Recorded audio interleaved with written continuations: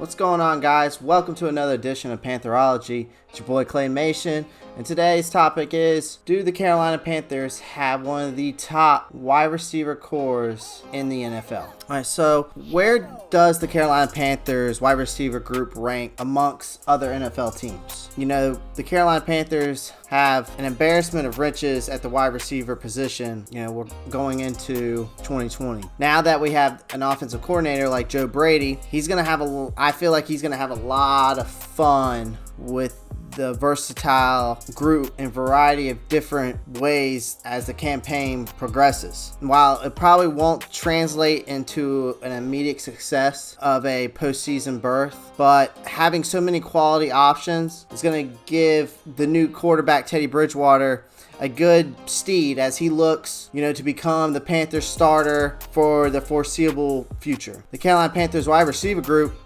was given a high ranking by the Pro Football Focus, which I looked up, who had the team's options at number 8 on a list examining all wide receiver corps across the NFL. So, I think DJ Moore and Curtis Samuel provide that 1-2 punch that, we need. And then the addition of Robbie Anderson only strengthen this group. And then, of course, when you add in Christian McCaffrey, who's the most valuable running back in the NFL since 2017, because he contributes to the receiving. To me, the Panthers receiving core sticks out the most to me as the strength of our team on the offensive side. And I'm not taking anything away from Christian and his run game.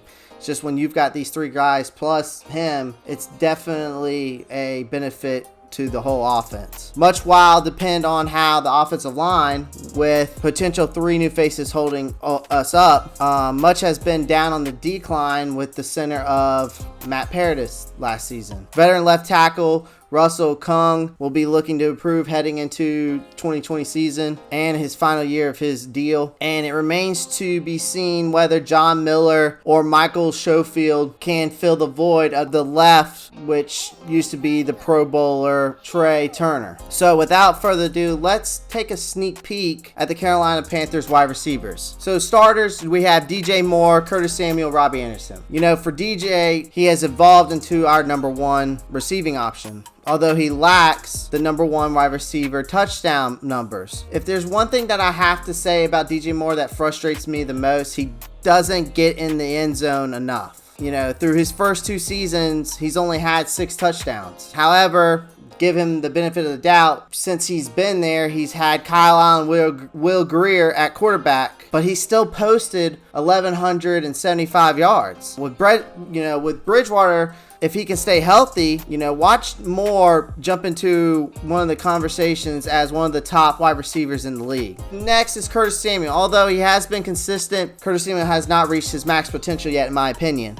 Again, that could have been with the lack of healthy quarterbacks, but then again, it may not. With it being a contract year, Samuel will be playing his tail off, which I hope, to earn his contract extension, or at least play, good enough to get himself attached to another team, which I hope not, because if he does play well, I'd like to keep him. If he reaches his full potential and he balls out this year in 2020, then I'd like to keep him, because that's a good 1-2 punch. Like I said, that is a good 1-2 punch with Curtis Samuel and DJ Moore. Now, with the arrival of the new offensive coordinator, Joe Brady, I believe you'll see a much better version of Curtis Samuel. And I think it will take some time for the next step to become a trusted yet valuable, NFL wide receiver. Then we have Robbie Anderson. The new theme of the Panthers offense will be to hit him for some big plays deep down the field. We went out and signed one of the best, I feel, home run threats in the league, throughout his first 4 years in his NFL career. Anderson, he averaged 14.8 yards per catch. What is even more impressive is his average of the longest catch per season, which sits at 72.3. Anderson will also bring more to the table than just being a home run threat. He can be lethal in areas of the passing game to take the top off of a defense, and certainly that's his best attribute. So then now we go into the backups, which is Seth Roberts, and we have Keith Kirkwood. Seth Roberts is probably one of the young guns of the Panthers. Having him in the receiving room makes sense